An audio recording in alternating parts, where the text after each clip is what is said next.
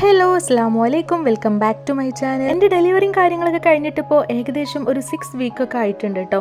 ഈ ഒരു 6th വീക്കിലാണ് നമ്മൾ ഫസ്റ്റ് സി സെക്ഷനൊക്കെ കഴിഞ്ഞ് അന്ന് അങ്ങോട്ട് പോകുന്നതല്ലേ. സോ നമ്മുടെ സ്റ്റിച്ചിൻ്റെ അവസ്ഥ എന്താണെന്നൊക്കെ അറിയണം. എന്നെ മാത്രമല്ല നമ്മുടെ കുഞ്ഞാപ്പിനെയും കൂടെ കാണിക്കാനുണ്ട്. അപ്പോൾ അന്നത്തെ ആ ഒരു ദിവസത്തെ മൊത്തത്തിലുള്ള വിശേഷങ്ങളൊക്കെ ഇൻക്ലൂഡ് ചെയ്തിട്ടുള്ള ഒരു വ്ളോഗാണിത്. So let's go to the video.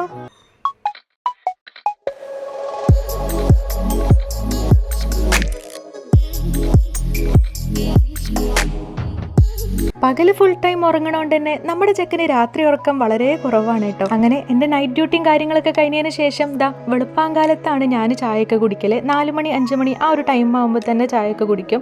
എന്നിട്ട് അവൻ്റെ കൂടെ അങ്ങ് കിടന്നുറങ്ങും കേട്ടോ. ഉറങ്ങിക്കഴിഞ്ഞാൽ പിന്നെ അത്യാവശ്യം ലേറ്റ് ആയിട്ട് തന്നെയാണ് എണീക്കല് കേട്ടോ.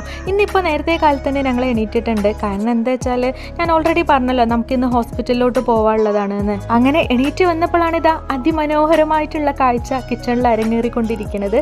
ഇവിടെ നല്ല ചിക്കൻ ബിരിയാണി ഉണ്ടാക്കുന്ന തിരക്കിലാണ് കേട്ടോ. ആയുർവേദിക്ക് അങ്ങ് പോകുന്നതിന് ശേഷം നമ്മൾ കുറേ ദിവസമായി പ്ലാൻ ചെയ്ത് തുടങ്ങിയിട്ട് ബിരിയാണി ഉണ്ടാക്കണം എന്ന്. അങ്ങനെ ഇന്നാണ് ആ ഒരു സുദിനം വന്നെത്തിയത്. അപ്പോൾ ഞാൻ ഹെൽപ്പ് ചെയ്യാനോ കാര്യത്തിനോ ഒന്നും ഇറങ്ങിയിട്ടില്ല. കാരണം ഹോസ്പിറ്റലിൽ പോണ തിരക്കിലാണല്ലോ. അപ്പോൾ ഫുൾ ഡ്യൂട്ടി അവൾ തന്നെയാണ് ബിരിയാണിയും കാര്യങ്ങളൊക്കെ സെറ്റാക്കണത്.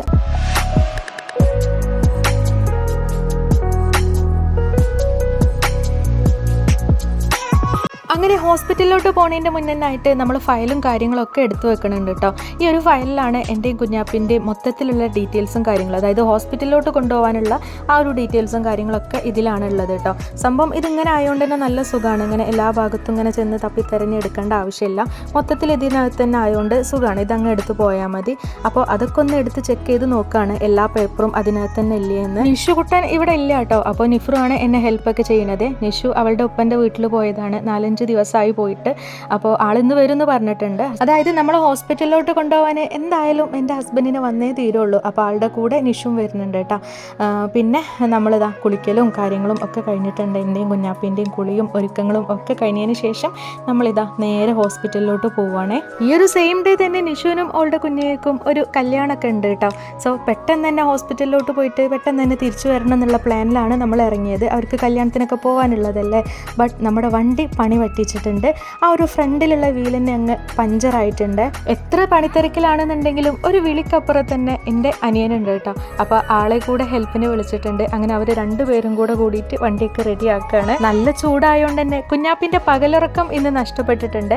അങ്ങനെ നമ്മളിതാ ഹോസ്പിറ്റലിൽ എത്തിയിട്ടുണ്ട്. കുഞ്ഞാപ്പിയൊക്കെ വരുന്നതിന് മുന്നാണെന്നുണ്ടെങ്കിൽ ഈ ഒരു ഹോസ്പിറ്റലിലോട്ട് കയറിയത് തൊട്ട് വരുന്നത് വരെയുള്ള മൊത്തത്തിലുള്ള ഡീറ്റെയിൽസും കാര്യങ്ങളൊക്കെ ഞാൻ ഷൂട്ട് ചെയ്തിരുന്നു കേട്ടോ.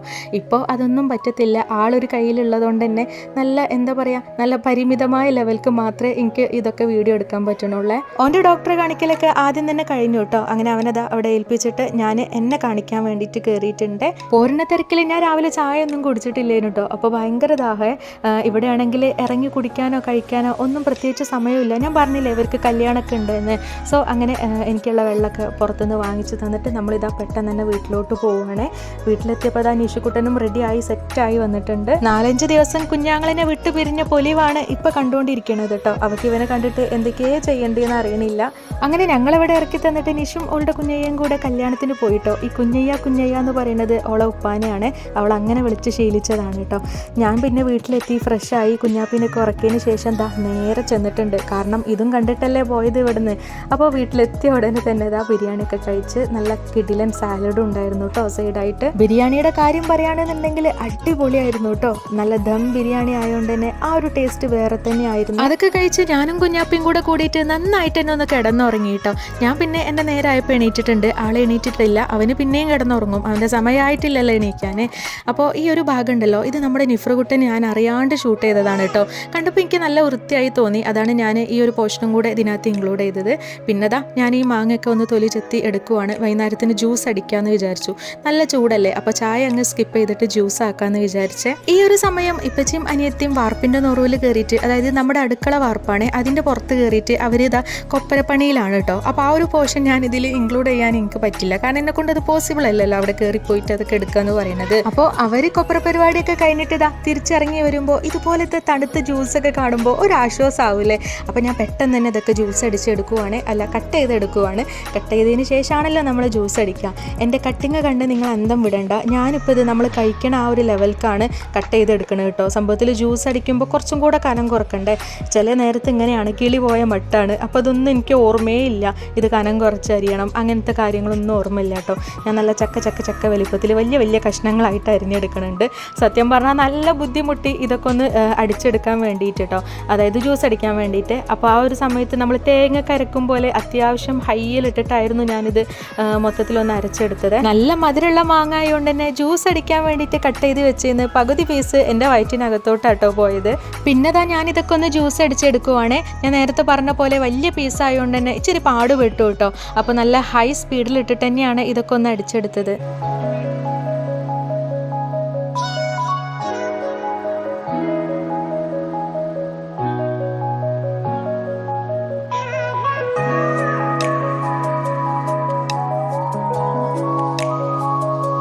ജ്യൂസൊക്കെ അത് അവിടെ സെറ്റ് ആക്കിയിട്ടുണ്ട് കേട്ടോ. ഇത് ഫ്രിഡ്ജിനകത്തോട്ട് വെച്ചിട്ടുണ്ട് നല്ല തണുക്കാൻ വേണ്ടിയിട്ട്.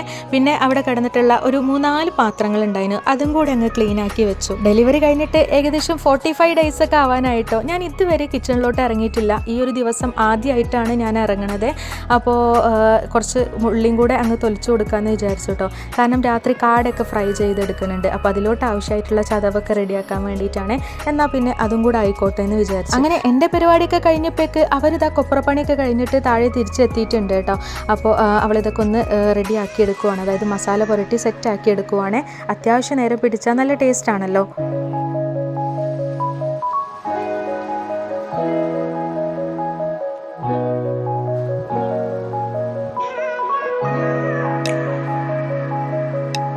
കാടൊക്കെ മസാല പുരട്ടി സെറ്റാക്കി മാറ്റി വെച്ചിട്ടുണ്ട്. ആ ഒരു സമയം കൊണ്ട് തന്നെ അവൾ പിറ്റേ ദിവസത്തേക്കുള്ള ദോശക്കുള്ള മാവൊക്കെ ഒന്ന് ആട്ടി വെക്കുകയാണ് കേട്ടോ. അങ്ങനെ അതൊക്കെ കഴിഞ്ഞതിന് ശേഷം നല്ല കാട ഫ്രൈൻ്റെ പരിപാടിയാണ് ഇവിടെ നടന്നുകൊണ്ടിരിക്കുന്നത്.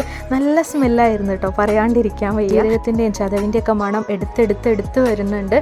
നല്ല അടിപൊളി ടേസ്റ്റും ആയിരുന്നു.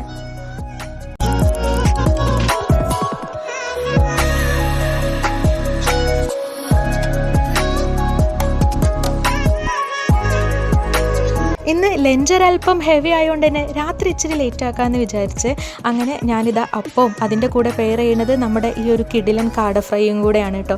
അതൊക്കെ കൂട്ടിയിട്ടാണ് കഴിച്ചത്. എന്തൊക്കെയാണെന്നുണ്ടെങ്കിലും ഒറ്റയ്ക്ക് കഴിക്കാൻ ഒരു രസമില്ല കേട്ടോ, നമുക്കത് ശീലമില്ല. അപ്പോൾ നമ്മളിതാ എൻ്റെ കൂടെ കമ്പനിക്ക് വേണ്ടിയിട്ട് നിഫ്രുകൂട്ടനും ഉണ്ട്. അപ്പോൾ ഞങ്ങൾ രണ്ടുപേരും കൂടിയിട്ട് ഇതാ ഒരു കാടക്കാലും കൂടെ എടുത്തിട്ട് നല്ല ചിയേഴ്സൊക്കെ പറഞ്ഞിട്ട് അങ്ങ് സ്റ്റാർട്ട് ചെയ്യുവാണ്. നേരത്തെ റെഡിയാക്കിയിട്ടുള്ള മാംഗോ ജ്യൂസ് ഞാനിപ്പോൾ ഇതിൻ്റെ കൂടെയാണ് കുടിക്കണത് കേട്ടോ. കാരണം എനിക്ക് അത്യാവശ്യം നല്ല തണുപ്പ് വേണം. എന്ത് ജ്യൂസ് കുടിക്കുകയാണെന്നുണ്ടെങ്കിൽ നല്ല തണുപ്പിൽ കുടിക്കാനാണ് ഇഷ്ടം കേട്ടോ. അപ്പോൾ അതൊക്കെ കുടിച്ച് അങ്ങനെ സെറ്റായി ഒന്ന് കിടക്കാൻ പോയപ്പോഴാണ് കിച്ചണിൽ വീണ്ടും സൗണ്ട് കേട്ടത്. അപ്പോൾ നമ്മുടെ ഉപ്പച്ചി ഇത് അവിടെ പപ്പായൊക്കെ കട്ട് ചെയ്യുവാണ്. ഇത് പിറ്റേ ദിവസത്തേക്ക് മാറ്റി വെക്കുകയാണെന്നുണ്ടെങ്കിൽ ആകെ മൊത്തം കേട് വന്നു പോകും. അപ്പോൾ അറിഞ്ഞുകൊണ്ട് ഇതിനെ കേടെടുത്തുണ്ടാ കരുതിയിട്ട് ഇതൊക്കെ ഒന്ന് കട്ട് ചെയ്തെടുക്കുകയാണ് കേട്ടോ. ഇതൊക്കെ കട്ട് ചെയ്ത് കഴിക്കാമെന്ന് പറഞ്ഞാൽ എനിക്കും എൻ്റെ അനിയത്തിക്കും ഒക്കെ നല്ല മടിയുള്ള കാര്യമാണ് കേട്ടോ. എല്ലാവരും മടിച്ചു നിന്നാൽ ശരിയാവില്ല എന്ന് കരുതിയിട്ട് ഉപ്പച്ചി എന്നെ പിന്നെ ഇതിനൊക്കെ മുന്നിലേക്ക് ഇറങ്ങുക. ഇതിൻ്റെ തൊലിയും കുരുവും ഒക്കെ കളഞ്ഞ് കട്ട് ചെയ്ത് മുന്നോട്ട് വെച്ച് തന്നാലിതാ അത് കഴിക്കുന്ന കാര്യത്തിൽ പിന്നെ ഞങ്ങൾ ഭയങ്കര ഉഷാറാണ്. അങ്ങനെ നമ്മളെല്ലാവരും കൂടിയിട്ട് അതൊക്കെ കഴിച്ച്. അപ്പോൾ ഹോസ്പിറ്റലിലെ വിശേഷങ്ങളും നമ്മുടെ വിശേഷങ്ങളും ഒക്കെ ഇൻക്ലൂഡ് ചെയ്തിട്ടുള്ള ഈ ഒരു വീഡിയോ നിങ്ങൾക്ക് എത്രത്തോളം ഇഷ്ടമായി എന്ന് എനിക്കറിയില്ല. എന്താണെങ്കിലും ഫീഡ്ബാക്കൊക്കെ കമൻറ്റ് ബോക്സ് വഴി എന്നെ അറിയിക്കുക കേട്ടോ. ഇൻഷാ അല്ലാ ഇന്നത്തെ ഈ ഒരു വീഡിയോ ഇത്ര തന്നെയുള്ളൂ. പുതിയ വീഡിയോസും കാര്യങ്ങളൊക്കെ ആയിട്ട് ഞാൻ ഇനിയും വരുന്നതായിരിക്കും. അപ്പോൾ ഈ ഒരു വീഡിയോ നിങ്ങൾക്ക് ഇഷ്ടമായിട്ടുണ്ടെന്നുണ്ടെങ്കിൽ ജസ്റ്റ് ഒന്ന് ലൈക്ക് ചെയ്യുക. ചാനലും അതേപോലെ ഇഷ്ടമായിട്ടുണ്ടെന്നുണ്ടെങ്കിൽ മാത്രം ഞാൻ ആരെയും നിർബന്ധിക്കണില്ല, അതും ഒന്ന് സബ്സ്ക്രൈബ് ചെയ്തിട്ട് നമ്മളുടെ കൂടെ കൂടാട്ടോ. അപ്പോൾ നെക്സ്റ്റ് വീഡിയോയിൽ കാണാം.